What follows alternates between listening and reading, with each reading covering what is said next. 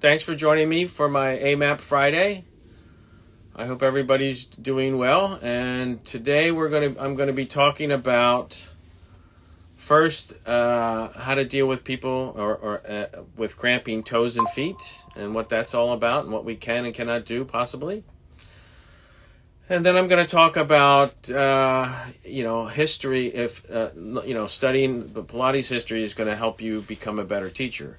And I have some things that I will talk about that as well. So thanks for joining. Hi, everybody, for joining in. So let's get into it right away. Basically, how often do you have somebody who has cramping toes or feet when they're doing footwork when they first start out? And so there's a couple issues that you have to sort of think about. There is the person that doesn't have a condition or a disease that is basically out of shape, and there's two basic theories about that. One is electrolytes and dehydration. That's a common theme. It's not really been proven 100% at all that I've seen it in the science, in the literature. And then the other one is that it's a neural issue. It's a nervous system. It's the response from the information coming in, the information going out, and how the nervous system is dealing with it. And quite often so that's things that we can talk about. So if it's somebody that cramps, what do you do? So if it's electrolytes and it's dehydration, and that usually happens in a hot environment when people sweat a lot. But it could also be if you're not used to exercising and doing work, and your foot has been in a shoe for decades and you don't do much and they're first coming in. Or it could also be somebody who runs and does all sorts of stuff and still has an issue when they start working their toes a specific way. And remember, you can have that cramping in a few fibers of one muscle. You can have it in one muscle. You can have it in a whole muscle group. So it's variable, and it can be different things. So again, one of the first things to do is just talk to people about hydration, and also it's magnesium, sodium, potassium, those type of things. There's supplements and things that they can try and see if that works. I know when I worked as the physical therapist at New York City Ballet, that we would have them take, they would get, wasn't toes, it was more their leg cramping at night. And when we suggested that they did the supplements, that usually helped quite a bit for them. Wasn't all of them, but some, the ones that would get cramping. But this is a little bit more specific in the feet and the toes. The other thing that you have to realize is if somebody hasn't been exercising, their body is not conditioned to do the work that they're going to do. And, the muscle needs a number of things. It needs the proper amount of fluids. It needs the proper amount of salts. And it also needs the proper amount of energy, which is the sugars. And so if you start to exercise more than you're used to, you can deplete the local area fairly quickly. Not fairly well, but fairly quickly. So that may also be an issue as well. If it's neurological, then it's really related to the input in and the efferent and the afferent. The information in, the information back out. And I'm not going to get into the Golgi tendon organs and all the other things that happen in the muscle spindles and stuff like that. That's a little bit more that's like for a webinar where you really have the time to dig in deep and go through all the pictures and the anatomy and that type of thing. But just so it's a input output issue. So one of the things that you can do is have them start to stretch a certain amount. You can try stretching and have them not just before they work out, but you need to make sure that they're stretching afterwards. One of the things that we know is that when you do get cramps, if you massage the area, it tends to make the cramp go away to fairly often. All right. So one of the things that you can have people do is massage their feet a little bit on a daily basis when they first start. So they can, because what is that? That's information in, information out into the nervous system. So those are things you can do. You can have them use the roller. You can have them use a ball. I've been, doing, with the dancers, I've been using balls and rollers since 88 or 89. So it's been a long time. And I found that to be very beneficial and helpful. And there's a number of ways to do that besides basic just stretching. But sometimes all you need to do is have them stretch the calf, and that might be enough. But you may also have to use the ball to be able to work the toes and the feet and that type of thing. And we know that is not new, right? That, Corolla did that. And that's been in other places in documentation as well. So things that you can do. So that's basically, that's like more of an exercise-induced cramping. And if that's what they have, then you should be able to do things to sort of slowly get that better and better. If you do all those things and nothing's happening, well, there's a number of different conditions that can cause that. I mean, there's diabetes, there's neuropathy, and there's certain different diseases. Again, I'm not going to go into that because that needs to be, if you're doing all these things and nothing changes, one of the things that I always say is, Pilates should make you better, right? Return to life. If you're doing all these things and it doesn't make it better and it doesn't improve, and, and that's whether it's pain or neurological or, this type of thing, cramping, then, it's time to send them to the doctor. If you do it for 2 or 3 months, I mean, they've been that way their whole life. So if they come to you and all of a sudden they start cramping, well, were they cramping before? If they weren't, but they haven't exercised before, now they're exercising, that they could be just exercise induced, but it could also be other underlying issues as well once you start stressing the system. So that's when they have to get the blood work. They have to have the different tests that the doctors can do to see if there's a nerve issue. And when they do that, that's the MRI, the CAT scan, those types of things. And that's really for the doctors because obviously, unless you're a doctor, you can't, in most states and in most countries, I'm pretty sure you can't order an X-ray or an MRI or, or a CAT scan. So that's, why we have a whole medical system in every country that deals with those things, and that's what they're for. So again, if they're having those, let me see, there's, end-stage renal disease, there's cramp, fasciculation syndrome, and these are not very common. But when they have that, a lot of times when you look at the science that they've done where they have studied cramping and things like that, it tends to show that it happens quite often in the calf. And it doesn't say a whole lot about the toes and necessarily the feet, at least the ones that I've read. Okay. So something to understand as well is that you may need to, and if you want, you can go online and look for a lot of things. And if you can't get the article, you can at least get the synopsis, right? So that's something to look at as well. So it gives you an idea of what some of the science is saying. And remember, science is not one article. Science is, one study, and it has to be reproduced by a number of other people, and they come up with the same results. And if that happens, then that starts to show us that that's the reality. And again, that I haven't seen much of that in Pilates, and there's a lot of stuff that is out there where it's one article and people like to reference it and use it, which is fine.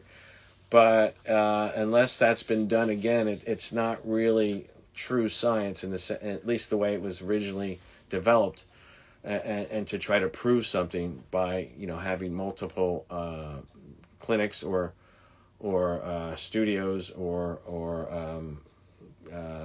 what's the word I'm looking for? Labs do that research and come up with almost the same results or very, very similar. All right, because there's always there's always a plus or minus to a certain degree in most things that we do in life. Whether it's when you make springs and the tension is within 2 or 3 pounds and that type of stuff. So same type of thing. All right, so that's kind of for cramping toes and feet. I would, if they're cramping, you stop. You can have them massage a little bit. That may be enough for that day. But then you want to give them homework. You want to give them things that they can do. And it's not necessarily Pilates, as Joe taught it, because I have no references of him using, he even says no balls in Pilates. But Corolla did that, and she worked with dancers, and I did that because I work with dancers, and I know that, that usually when you have them articulate their feet and their shins and their, with the ball and the roller and things like that, it tends to improve quite a bit. So something to think about. And, that's my, I do my Dynatonics class, which is, trying to use the foam rollers and the balls to reset the imbalances in the muscles. So that's something else. Okay. So that's for that. Now, the other question was, will studying Pilates history help in your teaching or make you a better teacher? Well, I think one of the things that I want to say about that first is it accurate history? Because we know in Pilates there's a lot of tall tales, and quite often the tales keep being told even though they've been debunked. So that's, one of the problems, and, there's books out there like Mr. Steele's book. There's plenty of stuff in his book that the documents, including some with his signature on it, don't, support what he wrote in his book. And, I also feel that in his book, there was more of a negative connotation on a lot of levels for me and for Ramana and some other things. So I guess for me, the question is, if you're reading history and there's a negative connotation, how does that influence how you think and do what you do? And especially if what they're saying is not related to the facts, or at least the primary source documents and pictures and things like that really, that they don't really lie. I mean, I guess somebody could write something, a document that was false, but that's not what we're talking about here. We're talking about pictures taken. We're talking about legal documents, some that he signed, that type of thing. So it's pretty clear that more likely than not, that's accurate, and his memory is not. So those are the things you have to find out for yourself. So that's one aspect of history. The other aspect is, I really feel what are you reading? What are you trying to learn in understanding the history? And so when we look at the archives and we see what Joe did, it's a lifetime of work. And, if you do a training that's 600 hours, what's that compared to his lifetime of work? So it's something that you want to think about, and it's going to take you a long time to really sort of study and practice his work to see whether it works or not. I mean, that's one of his things that he said, is that, I know this works because I've done it on my body and I'm on my clients' bodies, and I've seen the changes and the benefits.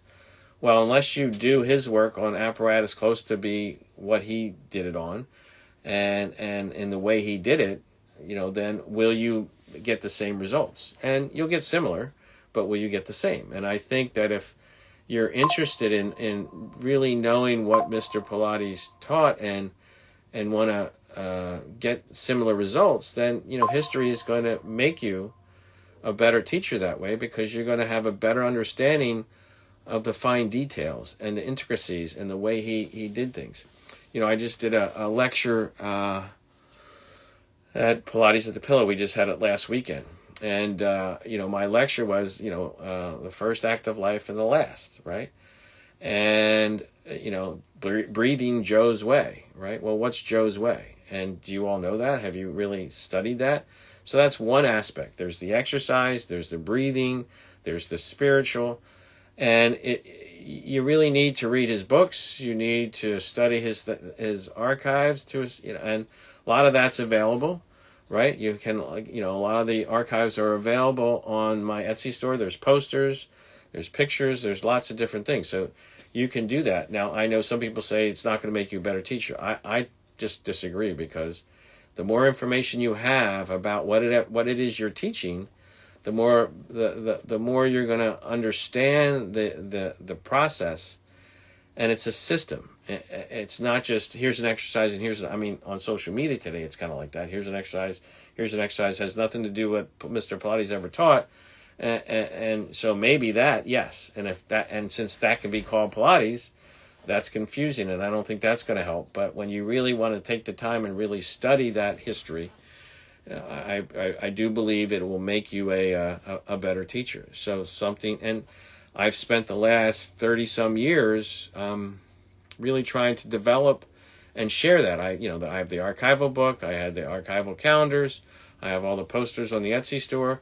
I have, it's been available. I mean, you have to pay for it, right? I mean, you do have to pay for it, but it's not like it's not available. You can get all those things and be able to study and pay attention to it and read it and read the text. And so all those different things that will help you better understand the exercises. And, one of the things that we did this past weekend as well is we did the reformer, and we used reformers from the 80s through the 2000s.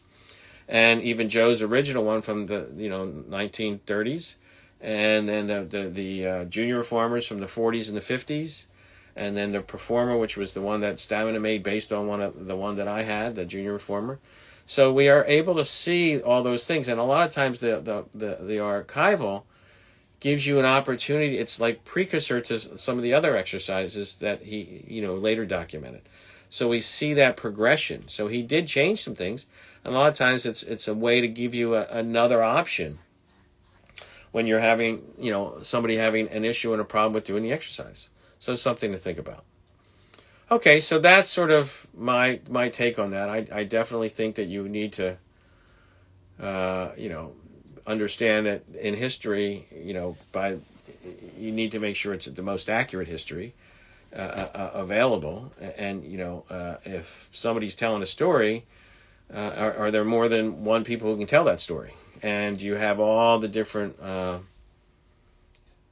stories being told, and are they the same? Are they different? Can you learn from that? And can you find, or if somebody has one story and there's two sides to every story, right? Or even more. So make sure you get as many sides as possible before you make your conclusions, and see, and then, make your decision based on all the information, not just a biased person's, poor memory, like in Mr. Steele's book, I think, that's my opinion. But at the same time, are there documents that show you otherwise? So that's a story. Document tells a story. Person tells a story. Another person tells a story. What does that all say? So that's part of what it's all about. So that's my take on that. So if you have any questions, DM me, and I'll be happy to answer them, because I think it's important. And I like doing that to try to, help the community better understand certain things. And again, this is my opinion and what I think after 40 years of practicing and studying and digging deep into, Joe's archives, and, spending all that time with Romana, so if that's something you're interested in. And I also ran, but again, it can be biomechanics, it can be anatomy, it can be exercises, it can be more about the business of Pilates. I've ran multiple Pilates studios around the world, or was partners with them, and had 2 in New York City. So I can help you with questions that way as well. Can you share more about how you develop Balanceology? Well, Omid, yeah. I mean, basically, Balanceology is my way of teaching people how to have better balance, right? Because it's what's the last thing that you have control of in your developmental sequence, right? You're learning to move, and you have to go through all the sequences, and Joe does that, right, in the system, and in his contrology. That's what it's based on. It's based on how babies learn how to move in animals. Well, animals can, a lot of animals, especially the mountain, like you look at a horse, and within hours it's walking. It takes us a year. So our process is doing that, and then it takes us even a lot, and when a year, that's like to stand up and take a step. Well, how long does it take you to find your balance? It can take, 3 or 4 years, right? So it's one of the last things we gain, and it's one of the first things we lose as we get older. And, there are many reasons for that as we go, especially if you have other issues, because a lot of the drugs that people take can be a real problem with that as well. I mean, being an EMT, when I used to go, and one of the first things you have to do is get the medication list. And, and I would have people that would have 15 to 20 different medications. And, all the interactions and, contraindicate, all that kind of stuff. So that can be a real issue. So that's part of it. Now, also, Joe, when you look at balance studies, one of the ways they do balance studies, when you look at papers and you look at the science and the research, How do they study balance? They put you on a platform and they move the balance and see how you react. Well, Pilates has a moving platform. So it's built in to a certain degree, balance training within the system, because you're moving on a platform. And your nervous system has to accommodate and learn how to deal with that, on a lot of different levels, because as we get into more advanced sequencing, it's more challenging because we're working in multiple planes as we're on a moving platform, and our center of gravity is very unstable, so we have to learn how to control that. But that being said, there's a lot of issues when we look at balance, and it's basically, you get information about balance three ways: through your eyes, through your inner ear, and through your proprioception. Well, my balanceology, being the PT, I have done a lot of studying.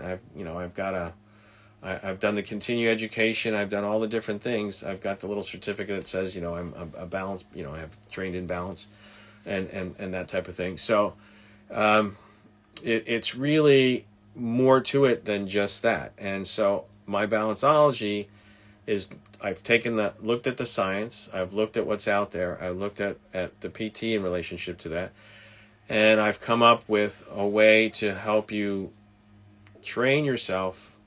And it's once a week, and you can come in, and if you try it out and see, it is not Pilates at all. I mean, it's mostly standing. That's basically because I have this a fairly consistent group. When I first start, if I ever start with a new group, we start on the floor and we do a bunch of things and we progress, again, developmentally to standing, and then we focus on the standing, and that's where I am now. And when I do that, that's one of the things that I do, is I really focus on the eyes, the vestibular, the ocular vestibular reflexes, the different things, different ways, coordination, breathing, all those different things. Because what is balance? Balance is, again, control of your center of gravity. Pilates does that because we have upper powerhouse, lower powerhouse, and we're always training in that relationship. But but Joe didn't do a lot with the eyes and the inner ear, and that's the addition that I'm focusing on, right? And that's also because, you don't need to do exercises with apparatus with balanceology and to work on your balance. Pilates, and you can do mat work, but again, in mat work, you're not really, there's no real focus on the eye vestibular reflex per se. I mean, you're looking at your belly button, you're looking at your toes, so you are using the eyes and chin to your chest, things like that. But I'd go a lot farther because, being able to do things with your eyes closed, moving different parts and speaking and, as you're trying to balance, and a lot of different things. What is your favorite way to incorporate the toe corrector? Joe's way. That's what I do. I mean, if you have, issues, because, the toe corrector really isn't so much just for the toes. It's really for the whole lower powerhouse integration and how you work it that way. I think directing the gaze and doing the breathing with swinging arm circle does both, and they're both in the method.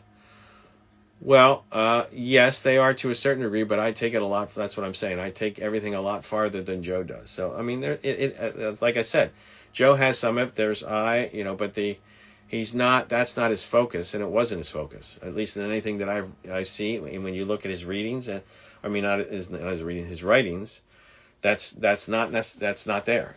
And again, a lot of that has been different. All right, on the pedipole. All right. Okay, so the pedipole, you spelled it, it's pedipole. So you should look at Elaine's, Elaine found Joe's, Elaine Ewing found Joe's poster that he made for the pedipole. I mean, I have the pictures, but she found the poster that he made. And, and that was the correct spelling, because it was spelled so many different ways and wrong ways. Again, there's that history thing, right?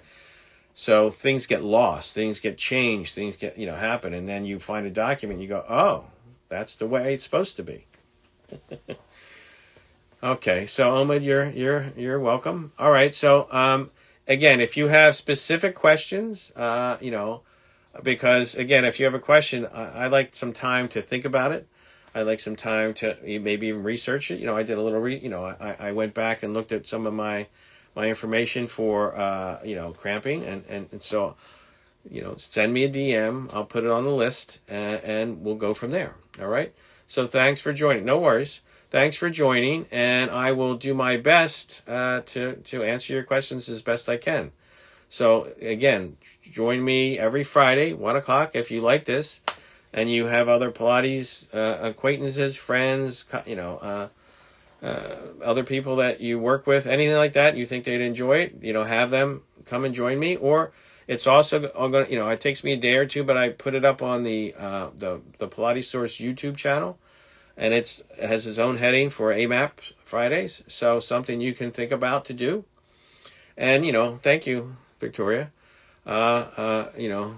Something that you're able to look at and join in. So please, either way, if you can't do it at 1:00, then watch the recordings. All right.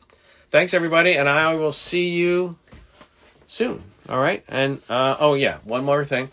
Every Tuesday, I teach both the Balanceology, again, which is not Pilates, which is at 12:30 on Tuesdays, and you can sign up for that on my Linktree. So it's Linktree/Sean_Gallagher.